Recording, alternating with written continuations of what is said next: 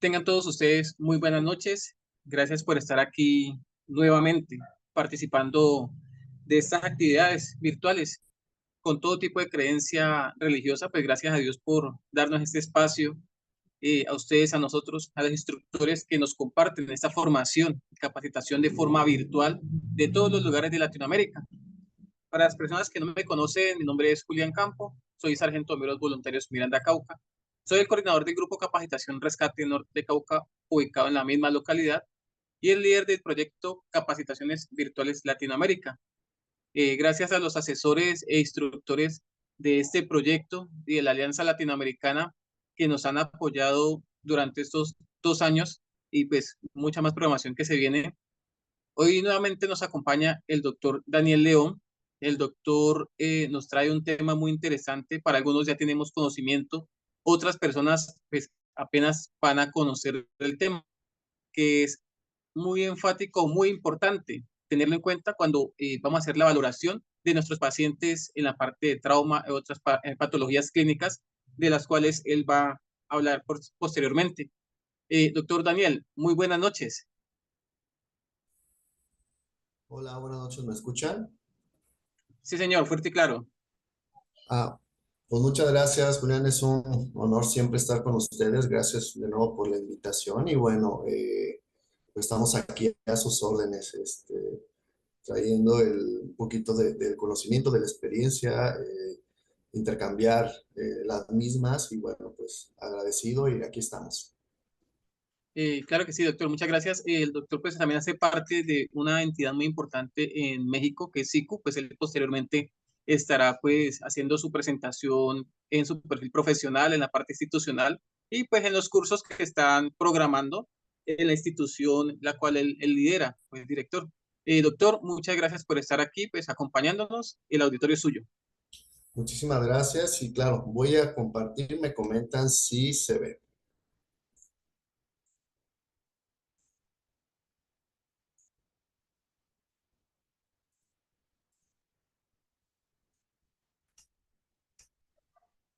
¿Se alcanza a ver?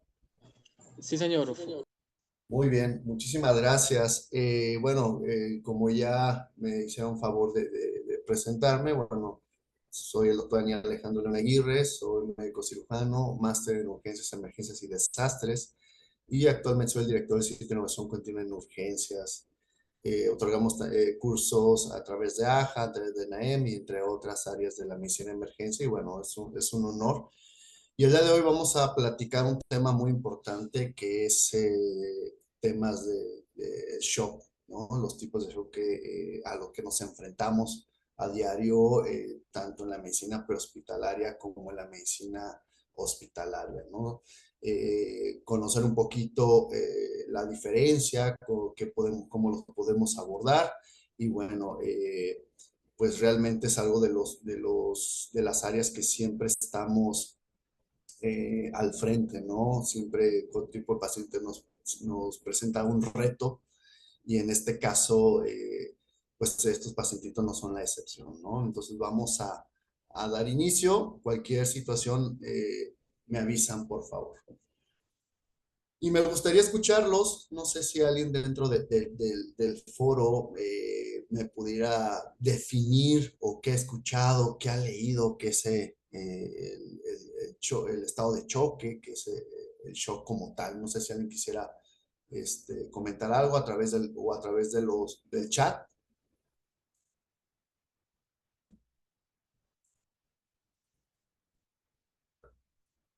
¿Alguien por ahí que me quisiera definir?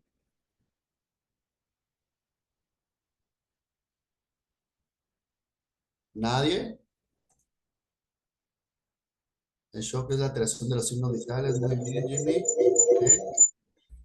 ¿Eh? Por ahí había Rafael que levanta la mano. ¿Mandé? Buenas noches. Buenas noches. Sí, sí, señor, pues en el conocimiento que tengo, el shock es un estado en que entra el paciente debido a Ajá. la ausencia de oxígeno que llega al cerebro. Ok. Muy bien, perfecto. ¿Alguien más? Gracias. ¿Alguien más con alguna otra definición?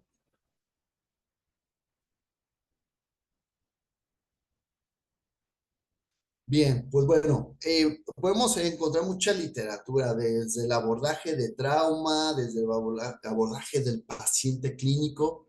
Sin embargo, creo que no me está avanzando. Un momento.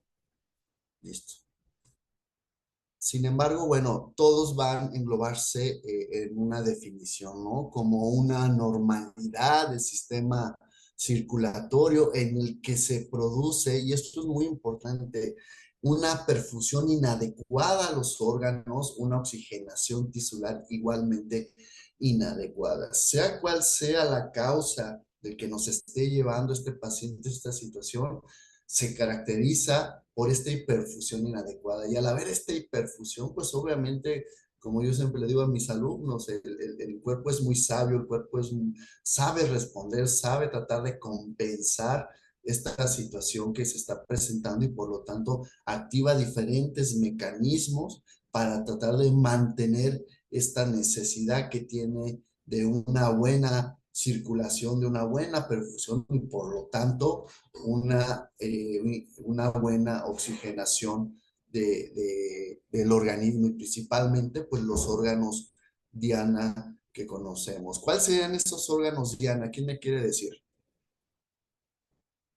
¿Cuáles son los primeros órganos que protege el organismo?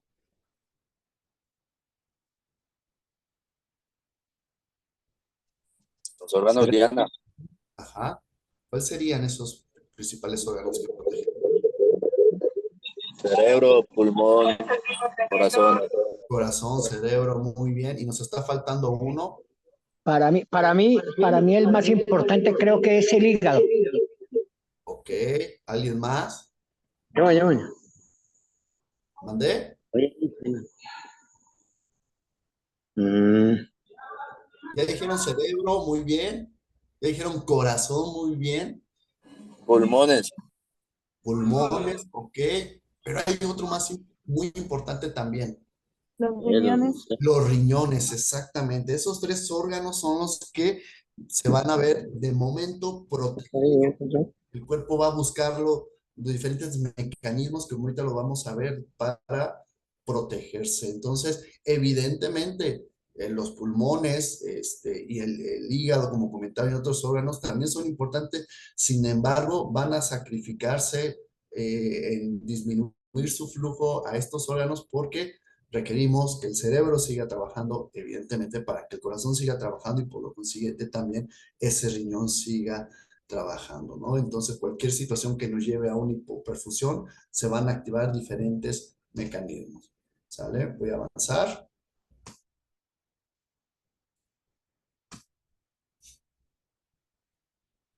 Y bueno, el principal problema en el shock es la reducción de la perfusión a los tejidos vitales, ¿no? Como ya lo acaban de decir, se protege el corazón, se protege el riñón y obviamente pues el cerebro principalmente, ¿no? Entonces, si nosotros podemos garantizar en todo momento la protección de estos órganos, evidentemente vamos a ayudar a que en lo que se resuelve la causa origen que lleva a este paciente a estar en esa situación, pues el paciente va a tener una gran probabilidad de salir adelante.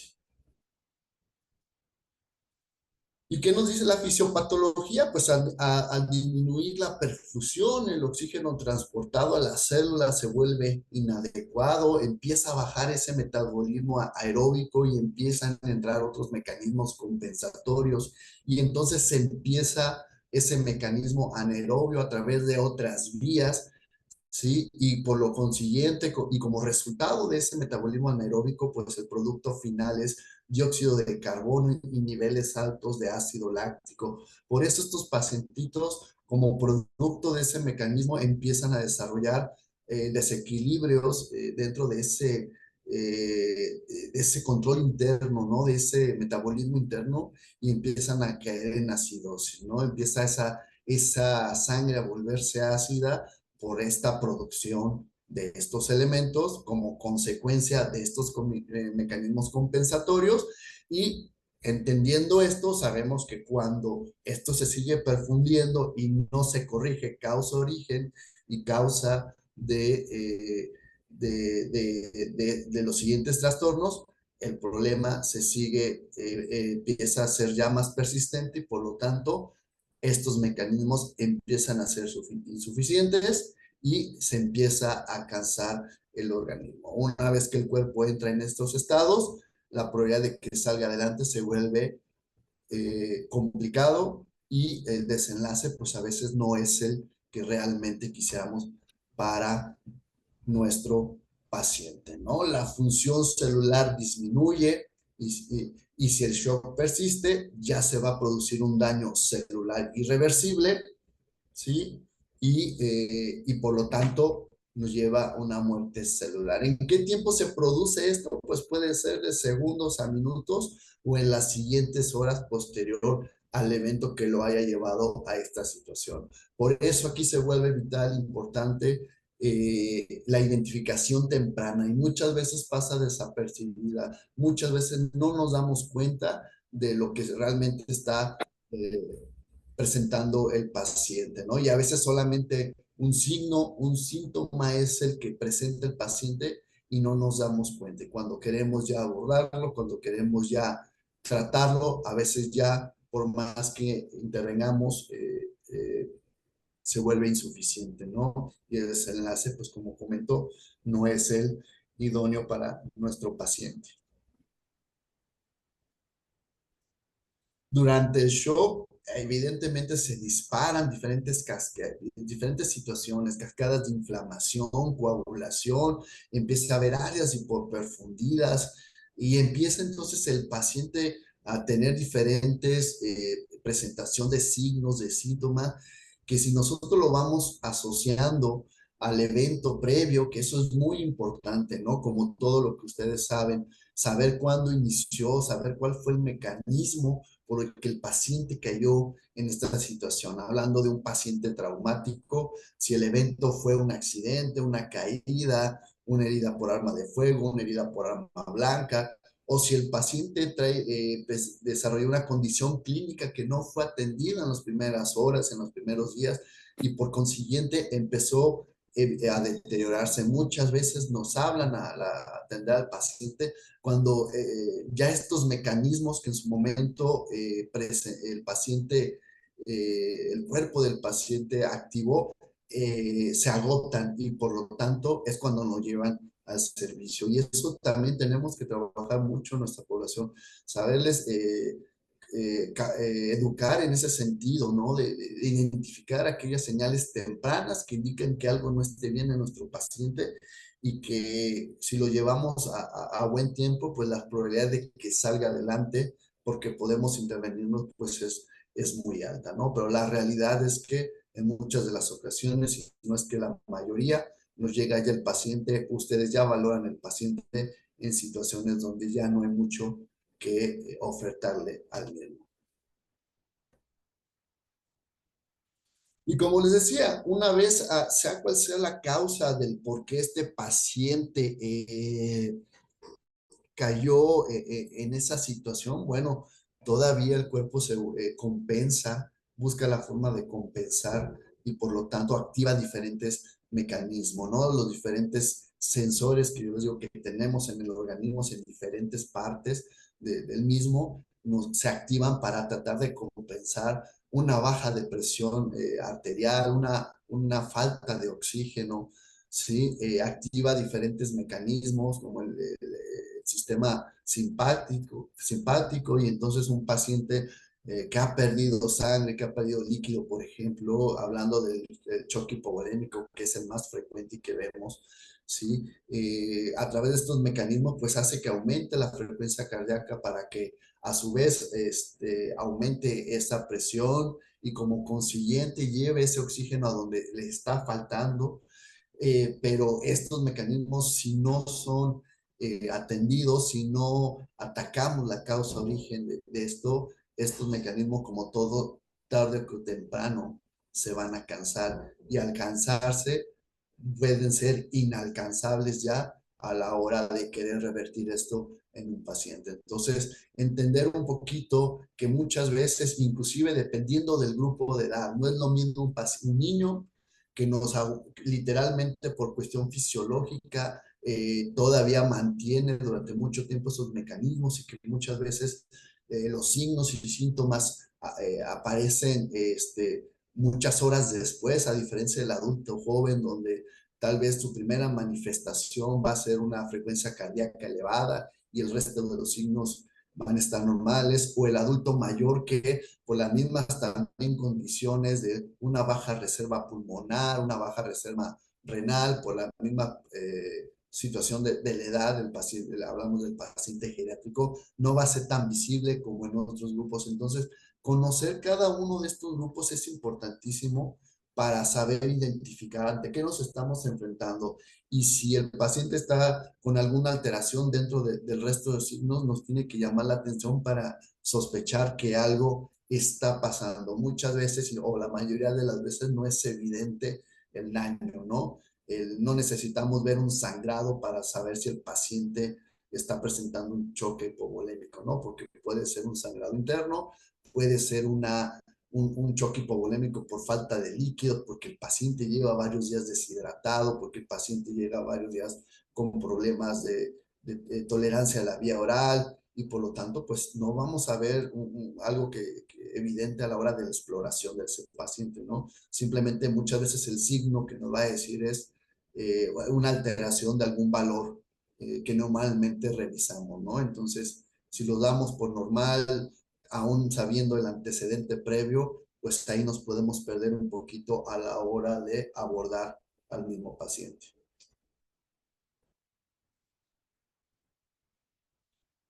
Y bueno, es lo que hemos platicado, ¿no? Al inicio, pues hay una vasoconstricción, es decir, empiezan esas resistencias vasculares a cerrarse, empiezan a aumentar su tono para tratar de mantener los niveles de forma correcta, priorizando órganos diana, corazón, cerebro, inclusive le quitan a ciertos órganos la circulación o la disminuyen, ¿no?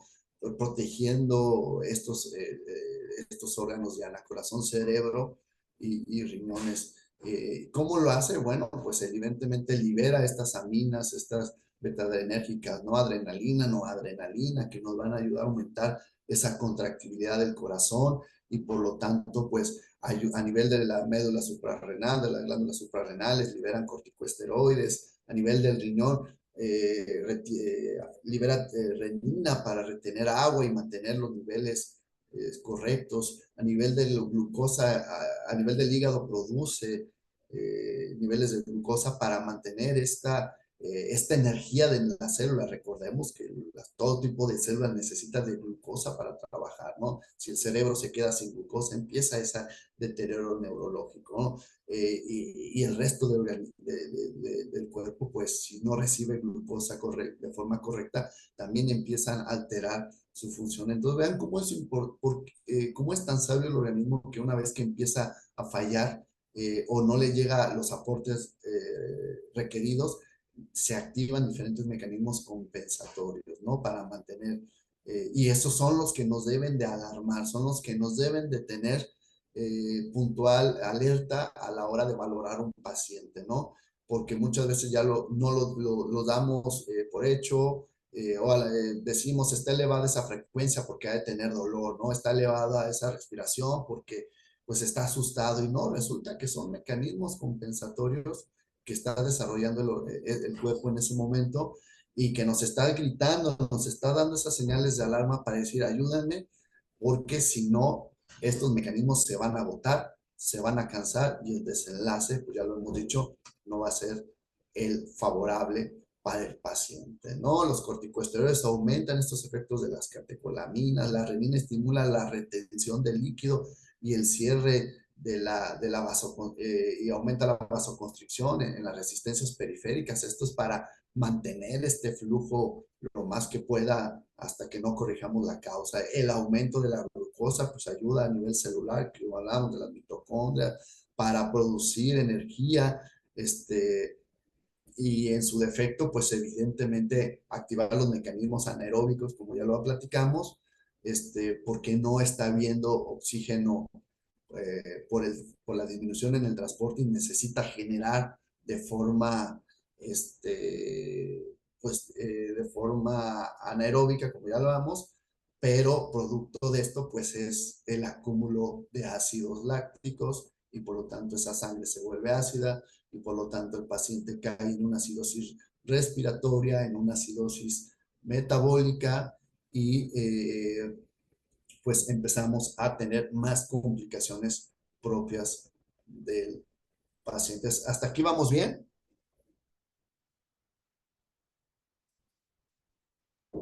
¿Sí? Sí, doctor. Muy bien.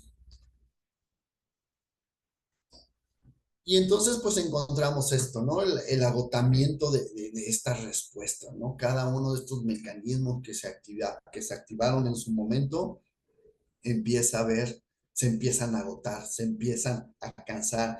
Y por lo tanto, si teníamos una frecuencia cardíaca elevada, pues ¿qué creen que empieza a pasar? Empieza a descender. Si teníamos una normotensión en el paciente, empieza a descender, ¿no? Se ve más eh, eh, comprometida la circulación a nivel renal y por lo tanto ese paciente que mantenía una uresis normal empieza a disminuirla hasta el grado de que pueda estar ausente, ¿no? Y ya cuando tenemos una presión baja, una frecuencia cardíaca baja, una uresis, o el paciente cae en oliguria o en anuria, aguas, ya nos empezamos a preocupar. Por eso, uno de los mecanismos o uno de los signos evidente de una franca recuperación de un paciente, hasta mecanismo de control para ver si estamos reanimando bien un paciente, es la uresis, ¿no? En el momento que el paciente empieza a dejar de orinar, aguas, no estamos metidos en un verdadero problema y por lo tanto tenemos que empezar con esa recuperación, ¿no? Y muchas veces no la vemos, ¿no? A veces vemos una presión que mejoró, una frecuencia que mejoró, pero eso tampoco no es significativo de que realmente el paciente ya se compensó, ¿no? Y más si no hemos encontrado la posible causa. Entonces, alerta siempre a las diferentes señales que nos da el cuerpo para detectar una situación que lo esté comprometiendo.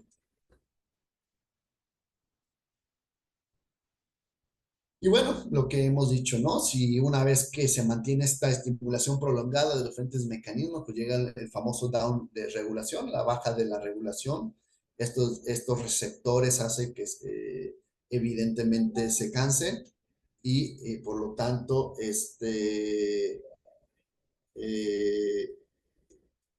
pues el paciente empiece a perder estos mecanismos compensatorios. Entonces es muy importante identificarlos inmediatamente, ¿no?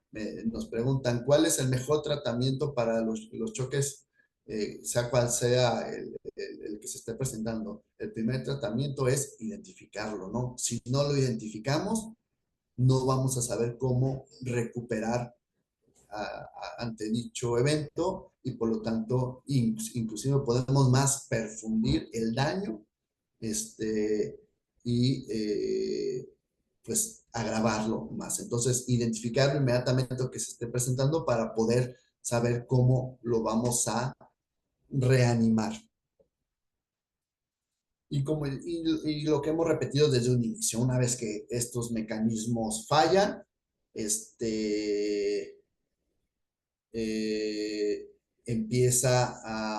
viene la fase irreversible, empieza a fallar en cascada los diferentes órganos y por lo tanto llega a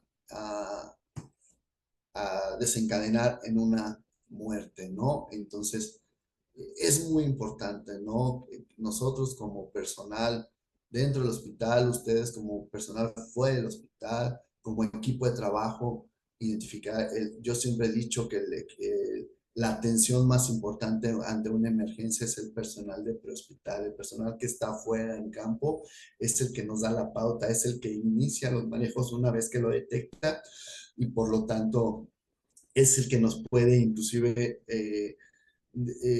dar ese apoyo y darle esa posibilidad a ese paciente de salir. adelante, ¿no? Pero si no se identifica afuera y como consiguiente seguimos con un error de identificación adentro, pues el paciente pues no va a salir adelante. Entonces, vamos a ver ahorita cuáles son los tipos de choque que podemos presentar y los que nos hemos leído a lo largo en diferentes cursos, diferentes capacitaciones durante nuestra enseñanza, durante nuestra vida profesional, pues hablamos de 4 choques, ¿no? El choque hipovolémico, que es por esta disminución en el flujo, que puede ser por un sangrado, por la falta de líquidos.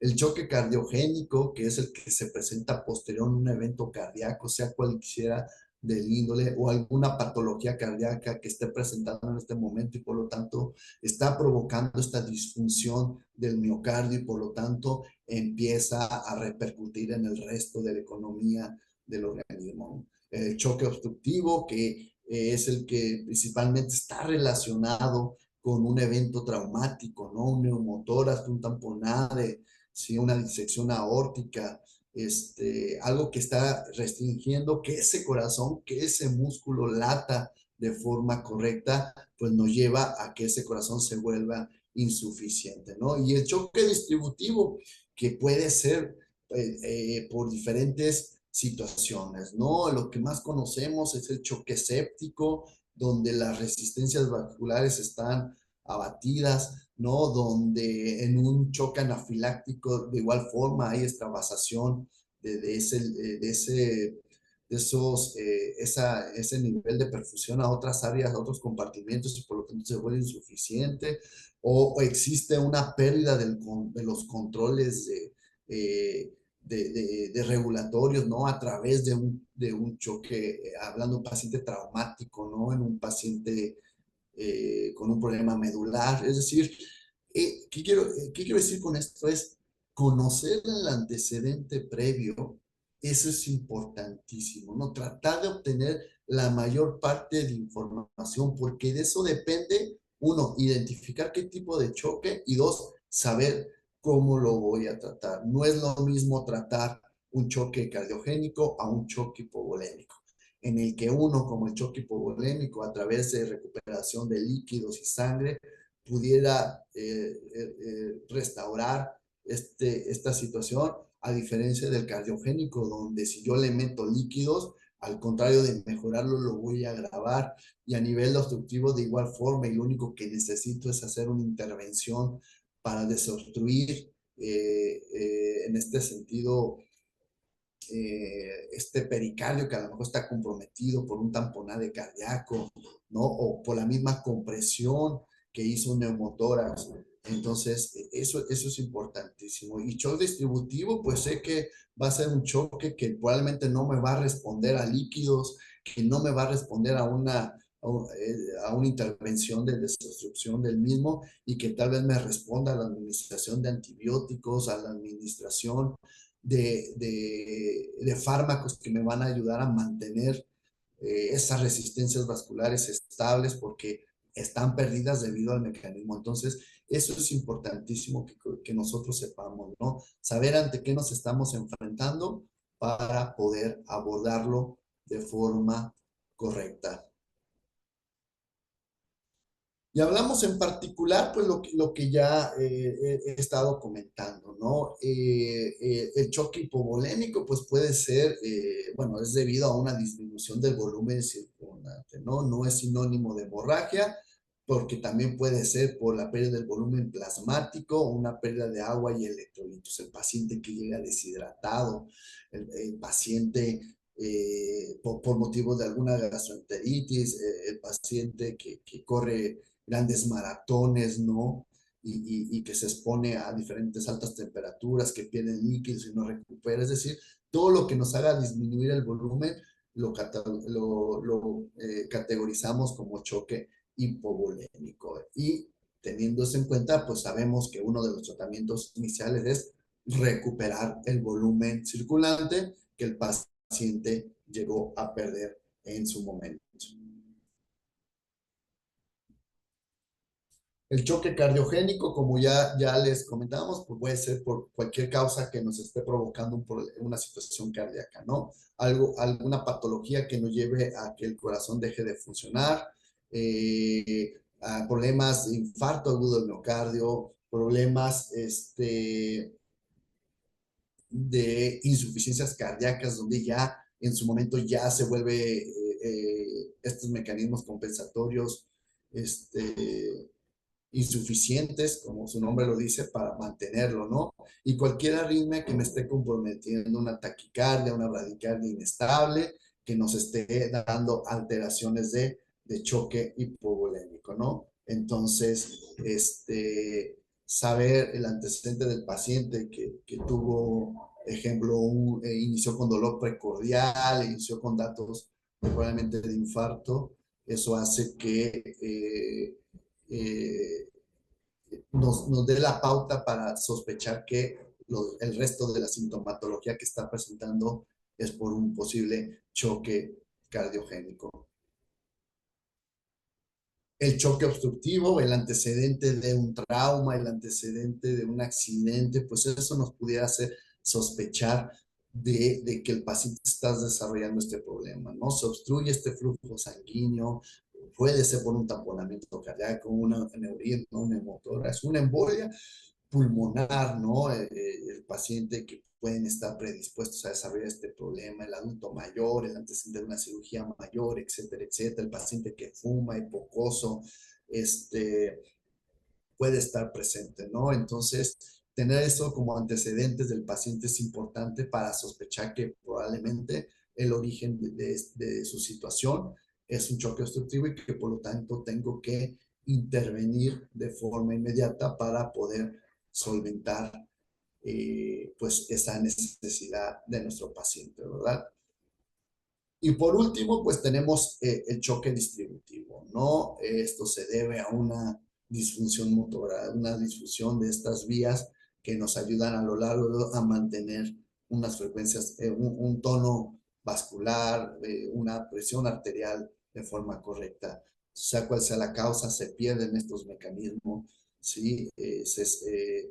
Y por lo tanto el paciente cae en esto. Entonces el tratamiento estará encaminado evidentemente a tratar esa infección severa que tiene, a tratar esa anafilaxia que probablemente de una reacción alérgica que no se trató evolucionó a una anafilaxia, ¿no? Entonces, a través de no de líquidos, sino también de sustancias como aminas que nos van a ayudar a mantener de forma, por así decirlo, artificial ese tono en lo que se busca reparar o recuperar el automatismo propio del organismo. Entonces, de verdad, identificarlo, eso es vital para poder resolver al pacientito su problema, ¿no? Pero no se repitió esta. Y bueno, ¿qué signos tempranos del choque vamos a tener? Sea cual sea la causa.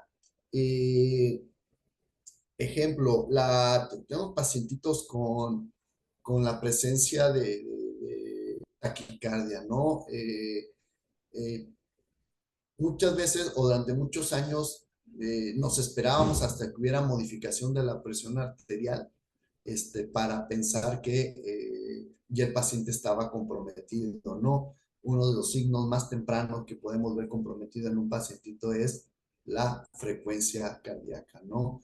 Muchas veces luego el resto de los signos se van a presentar ya muy tardíos y el primer signo que nos debe de llamar la atención es la presencia de una frecuencia cardíaca elevada, ¿no? También puede haber una taquipnea, el paciente empieza con, obviamente, en su alteración en su patrón respiratorio, ¿no? Y esto también es derivado de estos ácidos que empiezan a circular dentro de la sangre, ¿no? Y como mecanismo compensatorio, aumenta la respiración de nuestro paciente, ¿no? El pulso pueden estar muy débiles o pueden estar saltones. Podemos ya ver retraso en el llenado capilar mayor a 2 segundos, otra ventana importante para ver cómo está nuestro paciente, ¿no? El paciente puede estar pálido, puede estar frío, ¿sí? y la presión de pulso puede estar también disminuido y como platicábamos, ¿no? La disminución en el flujo, en la producción de orina, eso hace que también nos debe de llamar la atención. Tenemos que conocer cuáles son los valores normales para saber cuál es lo anormal. Entonces, una vez que nuestro paciente presenta algunos de estos signos o síntomas, una vez que nuestro paciente tiene un antecedente previo, como ya lo platicamos, nos debe de prender las alarmas. Y signos tardíos del shock, pues como ya comentamos, ¿no? Si estos mecanismos no se corrigen o no los abordamos o no tratamos la causa origen de todo esto, evidentemente el paciente va a presentar ya mayores compromisos. La cuestión mental, el estado mental del paciente se va a deteriorar. Estos pulsos que estaban rápidos y saltones, ahora van a estar débiles o van a estar ya ausentes, ¿sí? El paciente ya va a dar datos de cianosis, puede ser central o periférica. El paciente, después de estar con una presión normal o una presión aumentada, empieza a caer ya en hipotensión y evidentemente de estar con una frecuencia normal o elevada, empieza a caer en su frecuencia. Es decir, se empiezan a agotar estos mecanismos y si no los intervenimos, reitero, el paciente pues va a tener un desenlace fatal en cuestiones de segundos, minutos, horas, ¿no?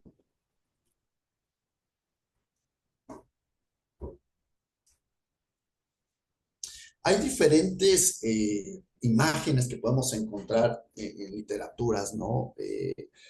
Y que nos dan una pauta para guiarnos un poquito entendiendo la combinación de algunos elementos, signos de nuestro pacientito, nos pueden orientar, ¿no?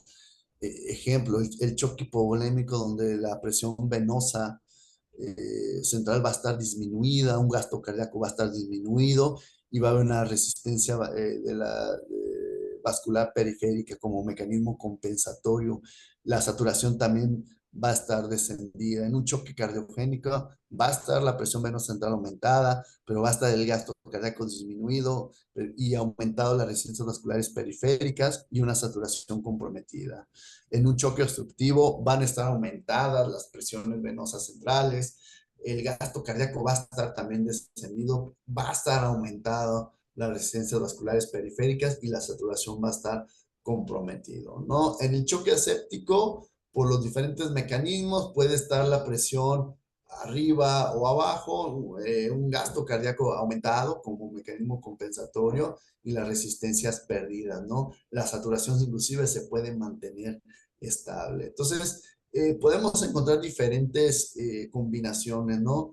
Que nos pueden dar la pauta de si tengo una frecuencia cardíaca baja, si tengo una presión venosa central baja, si tengo una disminución venosa, una saturación, perdón, disminuida, pues puede que me estés llevando a esto, ¿no? Y de igual forma en un choque anafiláctico que, bueno, se engloba dentro de los choques distributivos, ¿no? Entonces, conocer cada uno de estos, llevarlo a cabo con el cruce de algunos de estos elementos nos puede ayudar mucho a identificarlo. Sin embargo, los antecedentes previos del mismo paciente nos pueden orientar a la posible causa del estado de nuestro paciente, ¿no? Les puse aquí, por ejemplo, hablando profesamente del choque hipovolémico, que es el que más nos hacen hincapié y que, por ejemplo, los cursos ATLS lo mencionan, ¿no? Que dependiendo de la pérdida de líquidos, va a haber esa manifestación, ¿no? Y que lo distribuye o lo clasifica en 4 grados, dependiendo de la pérdida aproximada. Y ven, aquí se los puse no porque sea una clase exactamente choque hipovolémico, porque cada uno de los choques tendríamos que dedicarle una clase en específico para entender más a detalle y más a fondo su mecanismo y el por qué. Sin embargo, se lo quise poner porque quería mostrarles que si nos vamos hablando de la presión arterial, vean cómo en el número 3 de la clasificación, la presión empieza ya a haber afectación. Todavía en el tipo 1, tipo 2, se mantiene estable, ¿no? El estado mental, evidentemente, en los ambos clases 1 y 2 hay ansiedad también en el tercero, pero ya puede haber confusión. Es decir, hasta que lleguemos a un grado 3, un grado 4, es cuando ya vemos alteraciones ya muy evidentes, pero hay algunos otros que nos dan desde forma temprana ya datos. Vean cómo la frecuencia, el pulso, hasta el nivel 3 ya empieza con una alteración. Entonces, no nos podemos confiar, ¿no? De que el resto de los elementos se encuentran estables, ¿no? Siempre la frecuencia cardíaca es nuestro mayor parámetro para determinar si el paciente ya empieza con datos de pérdida de estos mecanismos de control, y es lo que nos tiene que estar alerta, ¿no? No es tema de choque hipovolémico, con gusto después pudiéramos tratar choques por separado para entender un poquito más a fondo en el tema. Y entonces preguntarán, ¿cuál es el primer paso en el tratamiento inicial del paciente? Pues evidentemente es reconocer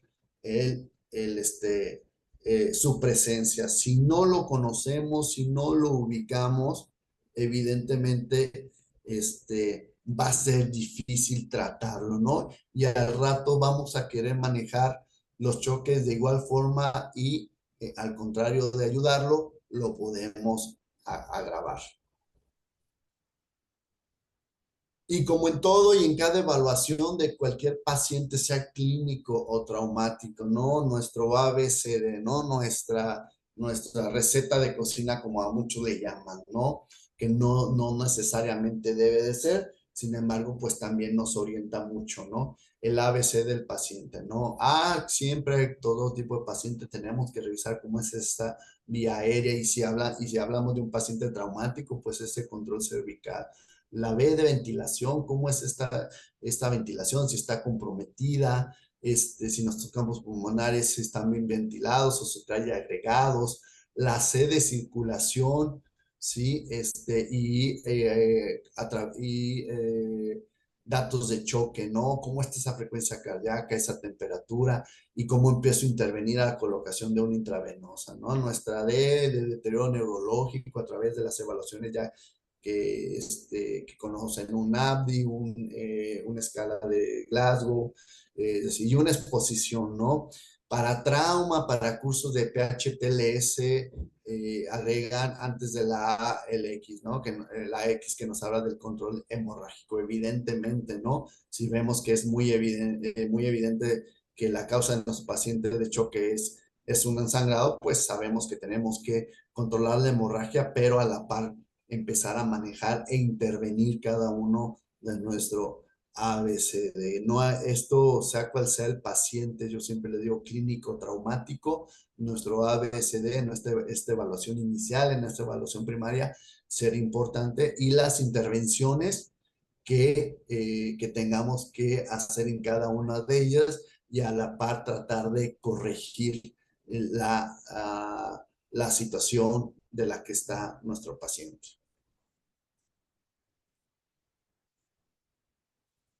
Y bueno, como todo, ¿no? Tratamientos para el estado de choque, tendríamos que particularizar cada uno del mismo, ¿no? O sea, un choque hipovolémico, cardiogénico, obstructivo o distributivo.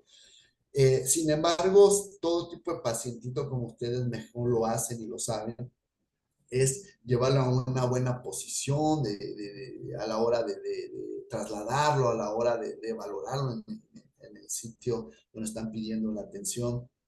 Que el paciente tome una posición correcta que le ayude mucho a mejorar de alguna forma su sintomatología inicial. La aplicación de oxígeno en caso de ser necesario. Recordemos que no todos los pacientes son candidatos a oxígeno, ¿no? Porque queremos tener una hiperoxigenación alta, ¿no? De nuestro paciente, porque creemos que con eso, y sin embargo, al tener una hiperoxigenación, podemos provocar más daño en los tejidos, más daño en los endoteliales, ¿no? Por la liberación de radicales libres, y etcétera. Entonces, no todos los pacientes son candidatos, ¿no? La aplicación de líquidos, la fluidoterapia, ya sea líquido, sangre, para corregir, y más si estamos hablando de un choque hipovolémico por la falta de líquidos o por pérdida de sangre, eso es también importante. Actualmente desarrollan protocolos para la reanimación de forma correcta. No se trata solamente de administrar líquidos por administrar líquidos o administrar sangre por administrar sangre, ¿no? Eso es importantísimo, ¿no? Saber en qué momento sí, en qué momento no voy a poder administrar y en qué relación, ¿no? Hay muchos estudios actualmente, como todo lo hemos visto en cada área de la medicina de emergencia, está muy avanzada, y desarrollan protocolos de transfusión masiva, ¿no? Protocolo de la recuperación de líquidos a través de signos como la presencia de uresis, ¿no? Que vayamos recuperando, o bien en la actualidad ya el uso del ultrasonido para ver la respuesta a líquidos del paciente es muy importante, ¿no?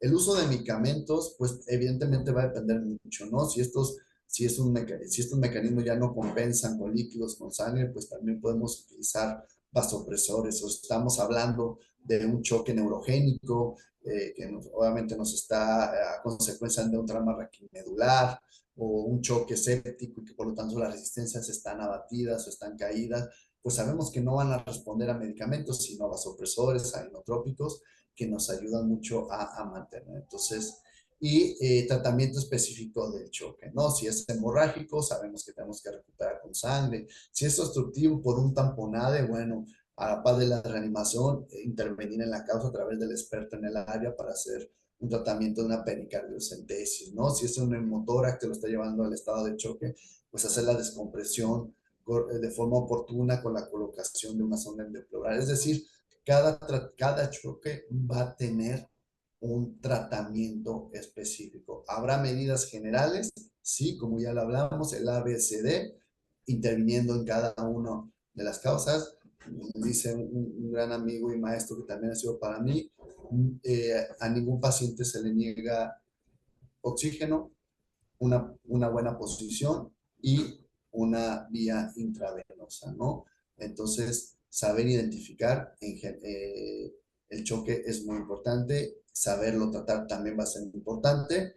Sin embargo, las medidas soporte ante cualquier eventualidad pues deben de ser las mismas, ¿no? Como ya lo hemos visto.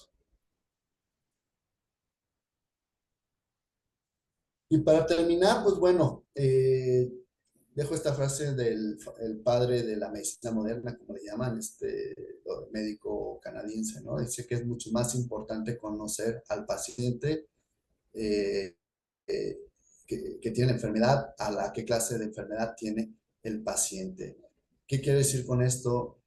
Recordemos que no existen enfermedades, existen pacientes. Tenemos que abordarlo de forma correcta, tenemos que saber identificar, tenemos que seguirnos preparando mucho para poderlo abordar, ¿no? Como dicen, si no conocemos el tema o las posibles situaciones que puede presentar el paciente, va a ser difícil reconocerlas en el mismo y se nos van a escapar pues estas áreas de oportunidad. Y siempre les digo, si el paciente tiene una probabilidad de salir adelante, al no identificarlo de forma correcta, pues vamos a cometer muchos errores, ¿no? Espero les haya servido, fue un tema muy breve, con gusto después podemos particularizar cada uno de estos estados. Nos llevaría horas hablar de cada uno de los estados de choque, pero bueno, espero lo que platicamos les haya ayudado. Estas son las redes sociales, ¿sí? Estamos ahí en Facebook como CICU Emergencia, nuestro correo es ciculeon@gmail.com, y en Instagram estamos como CICU Bajío. Ahí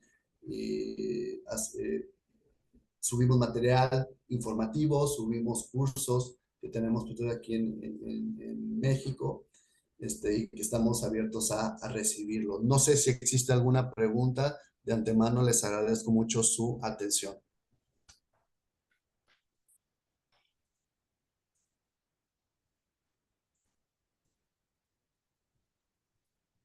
Doctor, muchas gracias por esta participación. Pues sabemos, como lo mencionó anteriormente, este tema de tipos de shock, pues el que conocemos muy frecuentemente es el shock hipovolémico, pues por las diversas patologías en el trauma que pues manejamos a nivel prehospitalario, pero es importante también reconocer en la parte de emergencias clínicas, ¿sí? Un shock distributivo, un shock cardiogénico, porque pues no estamos exentos a que pues en algún traslado, algún servicio de emergencias, pues nos aborde un paciente con cierto tipo de patologías que esté pasando por un tipo de shock. Entonces, sí, entonces la invitación pues también a los compañeros para que nos tengamos este conocimiento, ¿sí? Y sigamos ampliando, pues como lo dice también el doctor, probablemente se pueda manejar en próximos seminarios, en próximos webinars, ¿sí? De pronto un seminario de emergencias clínicas, donde vinculemos este tipo de patologías no tan frecuentes en la parte prehospitalaria, pero en la parte intrahospitalaria sí sabemos que pues lo manejan y lo abordan con la mayor capacidad. Entonces, pues, no sé si alguien desea hacer alguna pregunta, ¿sí? Antes de pronto de... Tengo aquí tres preguntitas, pues, para otorgar unas certificaciones, unos certificados de la actividad de hoy. Entonces, no sé si alguien desea hacer alguna pregunta. Doctor, yo quería preguntar algo. Adelante. ¿Cómo hace uno para conocer el tipo de shock que está presentando la persona? Porque pues uno los ve de una forma o de otra, entonces debe saber uno cómo distinguir las clases de shock. Así es. Evidentemente, como comentaba, ¿no? A lo largo de nuestra formación, sea cual sea el perfil, pues abordamos de forma integral al paciente, ¿no? Siempre ese abordaje, como les decía en el ABC, es ABCD, ¿no? Que es tanto para el paciente clínico como traumático. Conocer la historia del paciente, conocer ese mecanismo de lesión, conocer esos antecedentes previos es muy importante para poder orientar un poquito hacia dónde puede estar encaminado.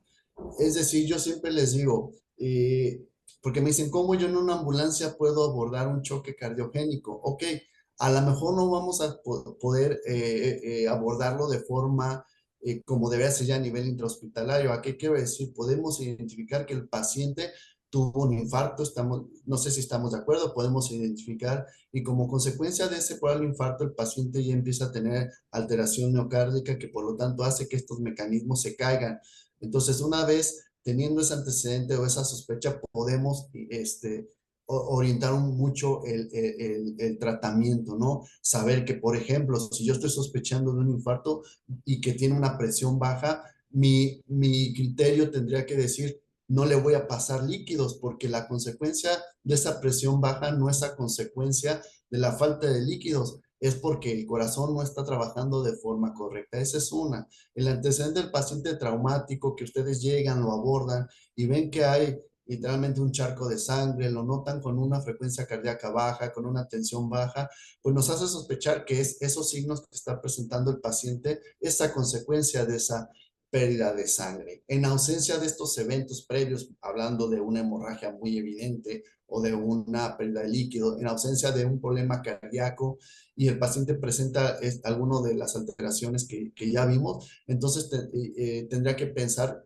por qué está así, ¿no? Si nos dicen que el paciente se cayó, yo les digo literalmente de cabeza, aterrizó con la cabeza y el paciente dejó de moverse, y el paciente inclusive está, que es el paciente calientito, ¿no?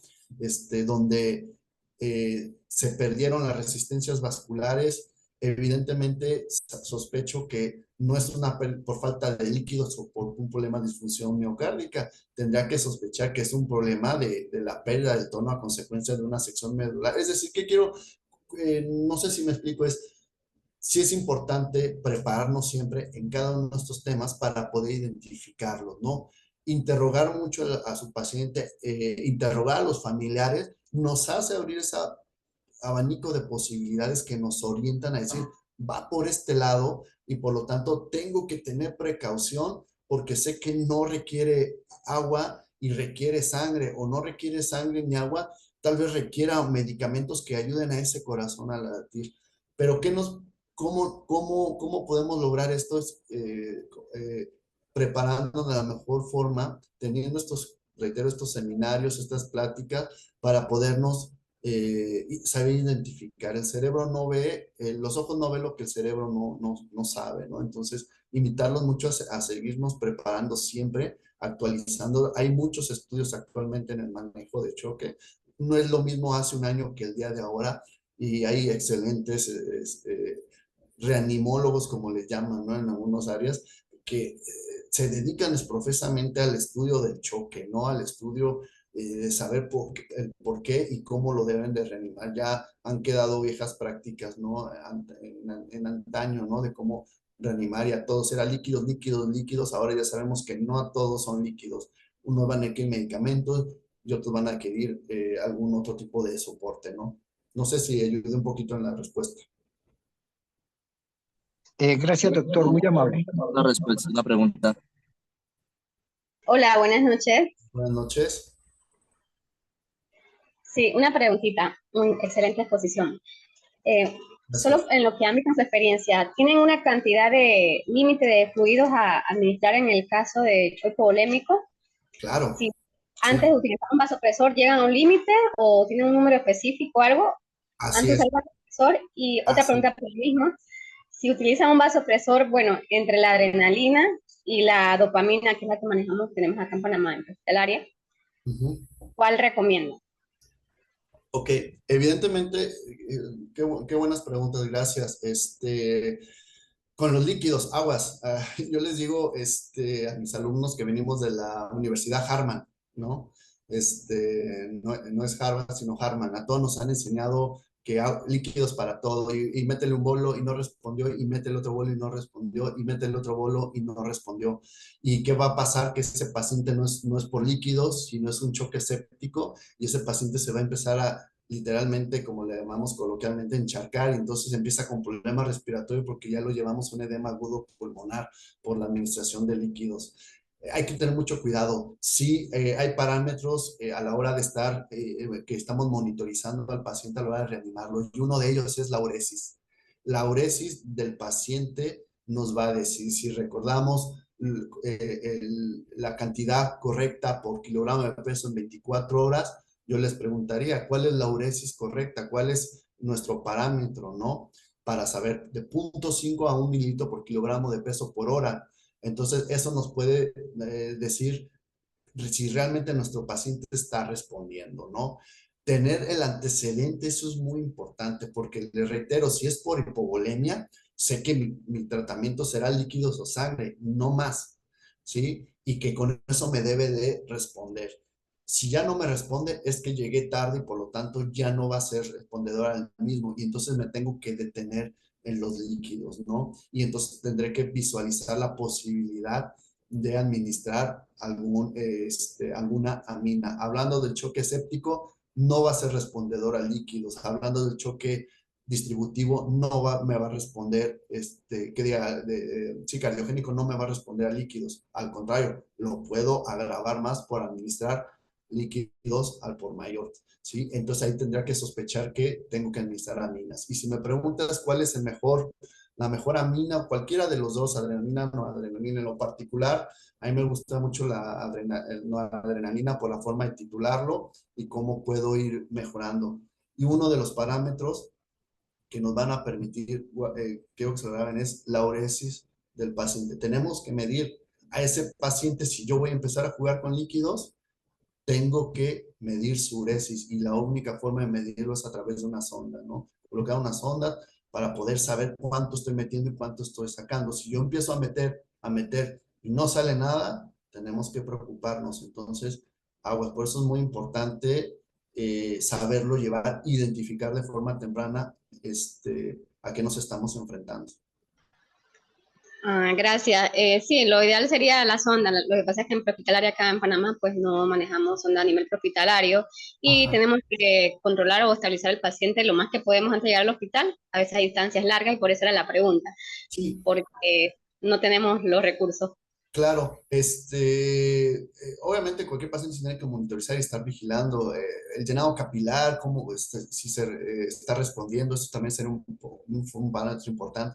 El estado de conciencia del paciente también nos va a orientar mucho a si se está perfundiendo de forma adecuada, ya sea cual sea el origen, ¿no? Ustedes como prehospital saber en cuánto tiempo van a llegar al hospital destino de ese paciente.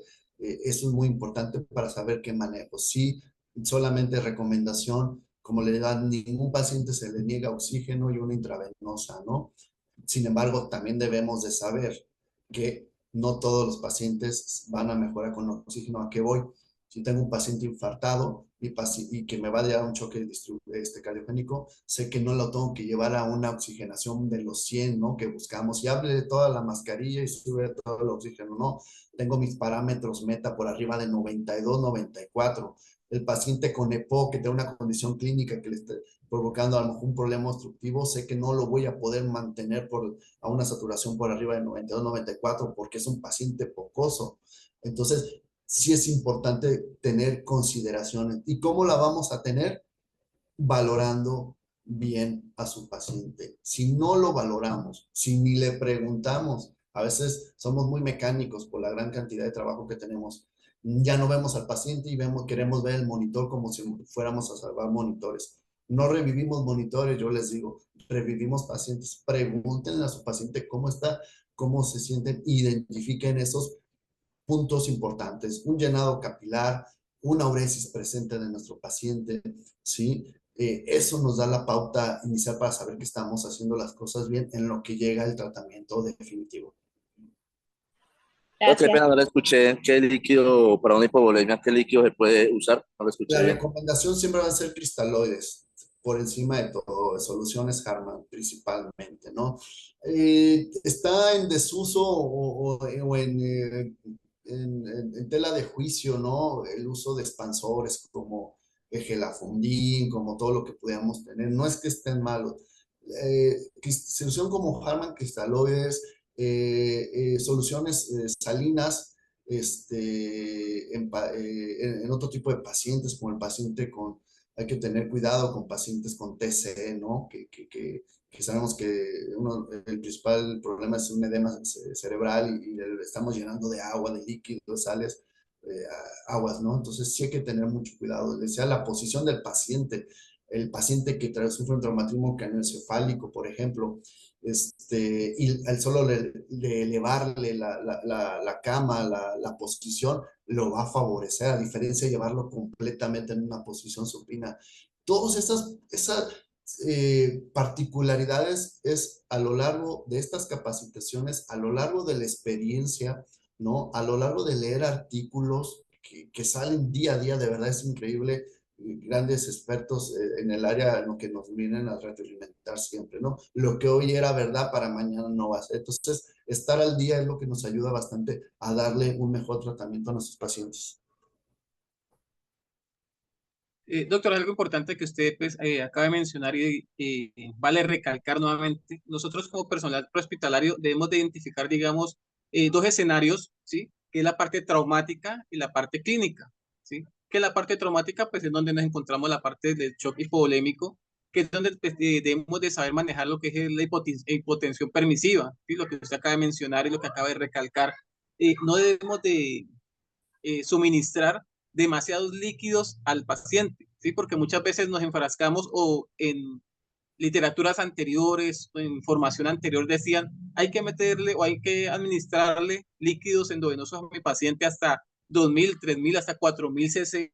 Sí, en el transporte prehospitalario sí, lleva digamos una tensión arterial bien, pero en la parte intrahospitalaria, en la parte clínica, pues es donde vienen los problemas o los inconvenientes, porque ya el paciente va a llegar con un edema de pulmón, va a llegar de pronto con su hipertensión pues elevada, entonces los problemas van a ser a largo plazo, ¿sí? Entonces se ha visto que en la evidencia que es mejor manejar una hipotensión permisiva para que la recuperación pues sea mucho más progresiva y pues de mejor calidad. Y el otro escenario que es la parte clínica, que es saber identificar los otros tipos de shock, como usted lo mencionaba, en un paciente con patologías cardíacas, probablemente puede llevar a un shock cardiogénico, un paciente con una patología respiratoria me puede llevar a un shock obstructivo, ¿sí? Un paciente de pronto con alguna alergia que, pues que nos encontremos nos puede llevar a un shock anafiláptico y asimismo pues saber valorar para asimismo hacer la atención a nivel hospitalario, que es donde de pronto se encuentran las falencias o las dificultades porque no contamos con los medicamentos o con las autorizaciones en algunos países, en algunas localidades, sí, como lo mencionan algunos compañeros, en la parte hospitalaria no contamos con esos medicamentos para poder hacer atención. Entonces, si sabemos identificar este tipo de shock en la parte clínica, podemos manifestárselo al central de radio, al despacho, para que notifique al hospital o al centro médico, a la clínica donde nos dirigimos, para que la parte de los médicos que nos van a recibir el paciente pues ya tengan el protocolo adecuado para la atención de este paciente. Es como, Así es. digamos, en los dos entornos que se deben de manejar. Así es, así es. Y trabajar con lo que tenemos, ¿no? Siempre en los cursos, congresos, nos hablan de toda la tecnología, de todos los nuevos dispositivos que existen, ¿no? Innovadores en todos los aspectos para el manejo del paciente. Sin embargo, yo siempre les digo, ¿con qué trabajamos? Con lo que tenemos y con lo que domino, ¿no? Si solamente tengo el monitor, una mascarilla y poder colocar unas vías, con eso es suficiente y llevarlo en el tiempo correcto al lugar correcto, ¿no? Siempre hablo de la filosofía prehospitalaria, tiempo correcto, paciente correcto en el lugar correcto, en el tiempo correcto, ¿no? Entonces, eso es muy importante, ¿no?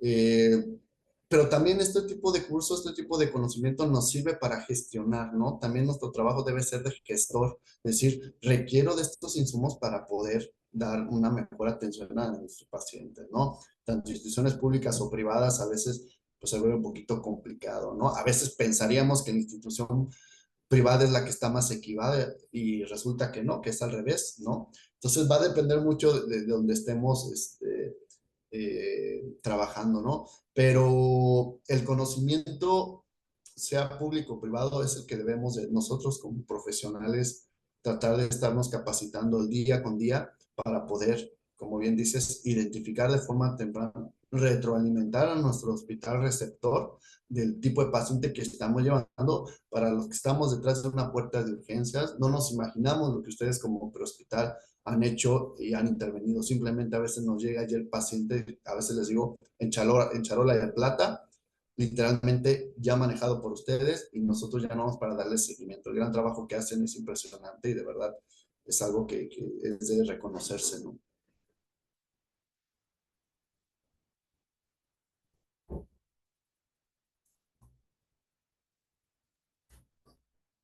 Ya para ir finalizando, de pronto, como para no quitarle un poco más de su tiempo, sabemos que salió de una actividad laboral. Tenemos pues unas preguntas aquí para las personas que deseen pues, ganarse, por decirlo así, la certificación de esta ponencia del doctor Daniel León. Entonces, pues lo vamos a manejar de la siguiente manera. Pues se va a formular la pregunta y la persona va a levantar la mano como para llevar un orden. ¿Listo? Entonces, regálame un segundito. Digo aquí los participantes. Y vamos con la primera pregunta. De igual manera, pues el doctor me corrige. ¿Cuáles son los tipos de shock? El primero que levante la mano. Bueno, por aquí tenemos a Rafael.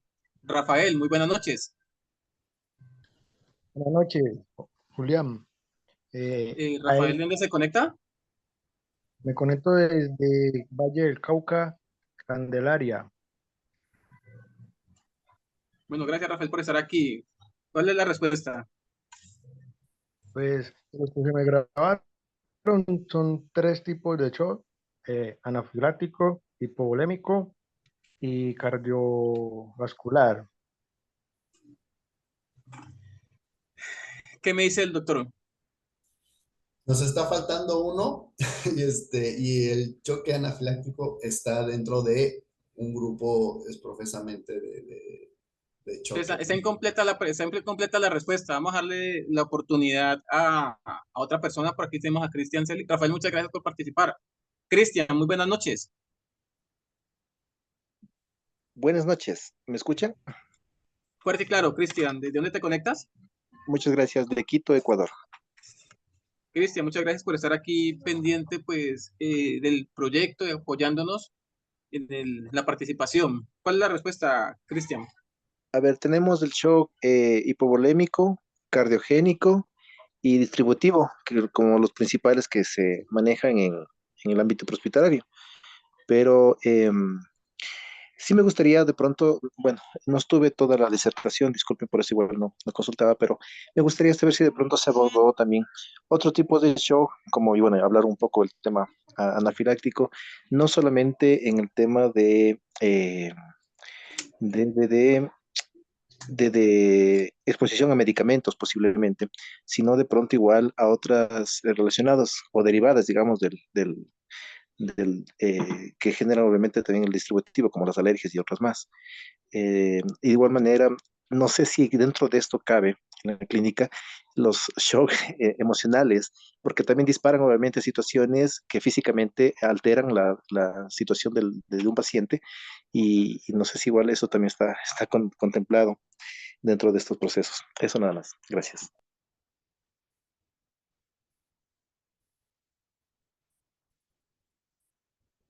¿Qué me dice, doctor, respecto a la respuesta?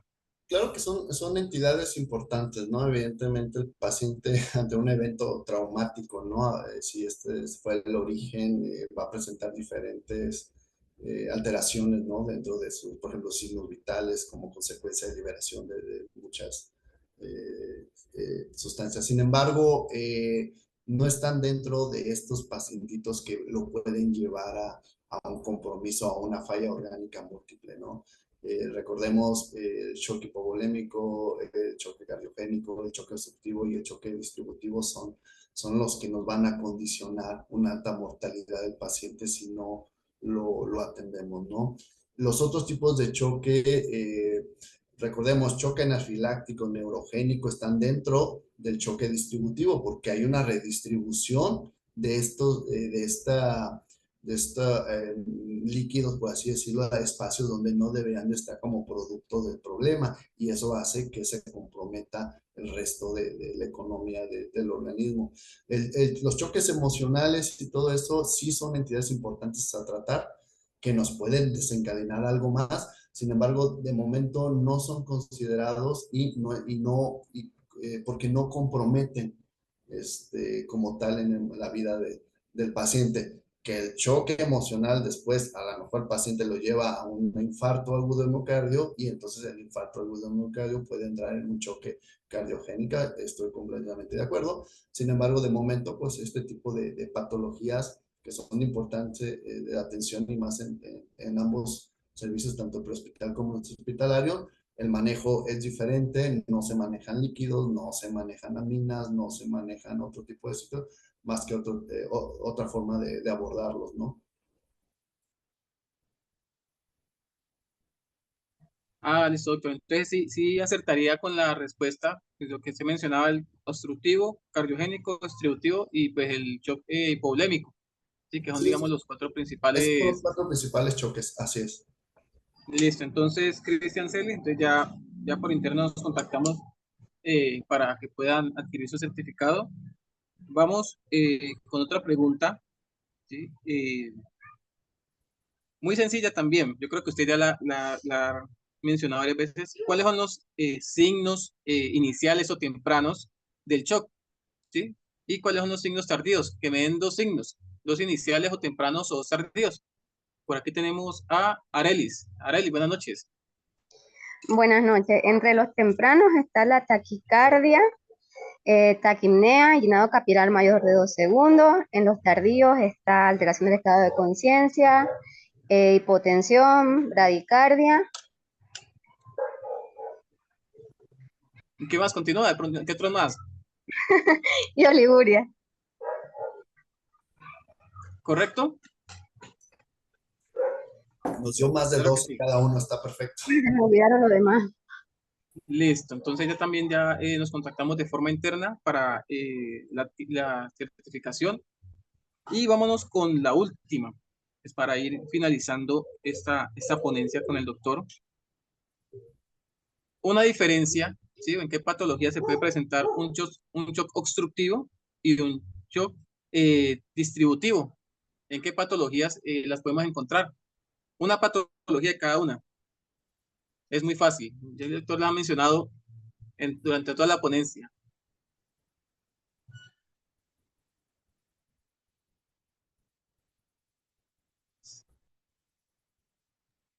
Trinidad López, Trinidad, buenas noches. Puedes habilitar el micrófono. Buenas noches. Me dijo un shock cardiogénico, podemos encontrar, por ejemplo, un infarto agudo al miocardio. Y en un shock distributivo podemos encontrar pues una anafilaxia, una reacción exacerbada a algún fármaco ingresado en el torrente sanguíneo.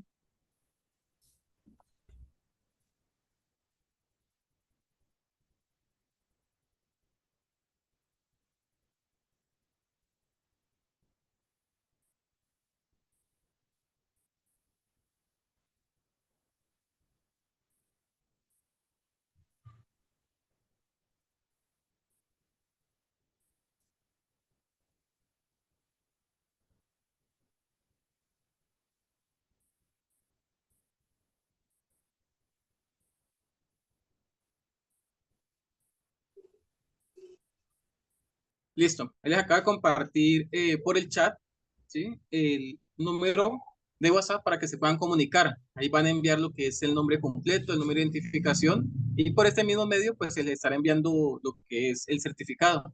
Y pues por ahí mismo se estará dando la información para las otras personas que deseen adquirir la certificación y la grabación de esta ponencia. No sé si alguien más desea anexar algo más antes de finalizar.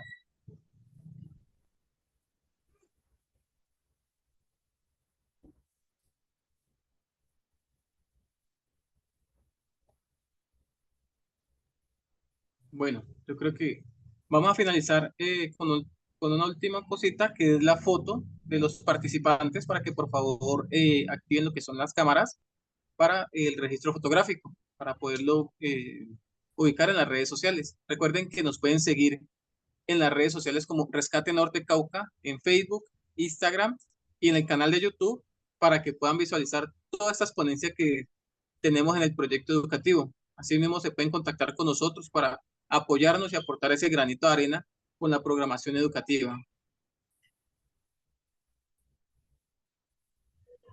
Entonces vamos a dejar unos momenticos mientras activan las cámaras para tomar el registro fotográfico.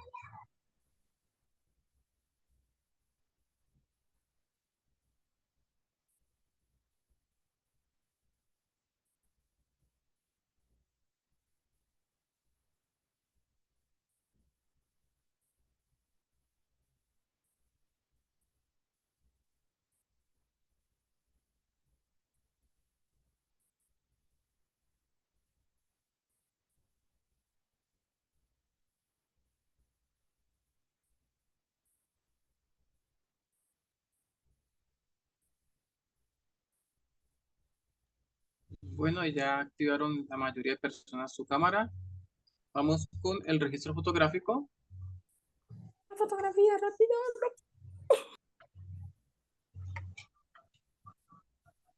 Listo. Listo, compañeros. Muchas gracias por estar aquí participando de estas ponencias. Muchas gracias también al doctor que ha sacado este espacio para compartir este conocimiento. De forma interna, ya nos contactaremos con él y con otros compañeros de la Alianza Latinoamericana de Formación y Capacitación para programar lo que es el webinar en emergencias clínicas. Muy pronto se estará publicando en las redes sociales. En la parte de emergencias clínicas vamos a tocar temas como estos, como son los tipos de shock, para que pues, estén pendientes, y otro tipo de patologías, ya sean respiratorias, cardíacas y demás. Es un seminario muy interesante. Vamos a manejar esa parte clínica sabiendo que hay personal de salud que está ingresando a nuestro proyecto para formarse. Entonces, vamos a manejar los ámbitos de trauma y emergencias y rescate. Entonces, para que puedan estar atentos. ¿Cuál es la tarea de ustedes? Compartir. Esa es la tarea. Compartir toda esta formación. Recuerden que las redes sociales es Rescate Norte Cauca en Facebook, Instagram, para que nos sigan, nos apoyen, le den like a todas las publicaciones, así podemos llegar a más personas. ¿Sí? Recuerden que esto es de forma gratuita. Los certificados que se cobran es un valor muy significativo para gastos de administrativos, publicidad, plataformas y demás. Entonces, el valor es muy relativo. Muchas gracias por estar aquí. No sé si pronto el doctor desea decir algo más.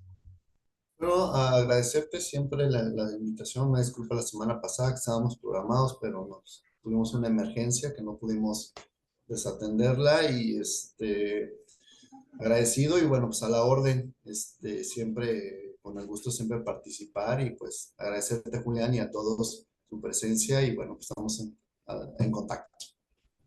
Claro que sí, doctor. Muchas gracias. Que tenga un feliz descanso. Saludos a los compañeros de SICU, a todos los doctores que nos han acompañado y apoyado este proceso. Hay unas programaciones pendientes también, pero pues ahí vamos con el tiempo, como dicen. Doctor, muchas gracias. Que pasen una feliz noche. Feliz noche a todos los participantes que estuvieron hasta este momento. Recuerden seguirnos en las redes sociales, Rescate Norte Cauca, Facebook, Instagram, y también seguir las redes sociales de SICU en Instagram, SICU Agio, y en Facebook, SICU Emergencias, para que apoyemos también los procesos educativos que lleva el doctor Daniel León allá en México, y para que puedan visualizar las actividades presenciales certificadas por las diferentes instituciones a nivel internacional. Entonces, en las páginas pueden visualizar ese tipo de actividades. Que pasen una feliz noche y un buen descanso. Doctor, muchas gracias. Hasta luego, buenas noches. Gracias.